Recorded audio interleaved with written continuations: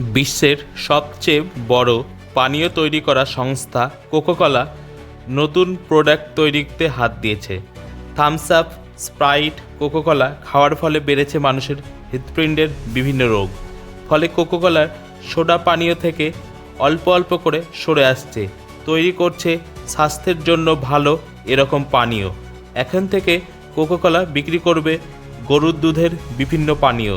এর জন্য কোকাকোলা ফেয়ারলাইফ বলে একটি প্যাকেট দুধ তৈরির কোম্পানির সাথে চুক্তি করেছে। $7 বিলিয়ন নিবেশ করতে চলেছে ডেয়ারি পানীয় তৈরি করার জন্য। সোডা পানীয় খাওয়ার ফলে বাড়ছে সুগার, হার্ট অ্যাটাক, কিডনিতে সংক্রমণ ও লিভার অসুখ হচ্ছে। ক্রেতারাও মুখ ফেরাচ্ছে সোডা পানীয় থেকে। তারা বেছে নিচ্ছে স্বাস্থ্যের পক্ষে ভালো এমন পানীয়। তার জন্য কোম্পানি তৈরি করছে কফি, টি ও দুধ। শুধু কোকাকোলাই নয়, পেপসিও একই পন্থা অবলম্বন করছে। তারা আবার পানীয় জল, ডাবের জল এবং ফলের রস এর প্রোডাক্ট তৈরির দিকে ঝুঁকছে। আপনাদের কি মনে হয় কোকাকোলা এটি সঠিক পদক্ষেপ নিচ্ছে?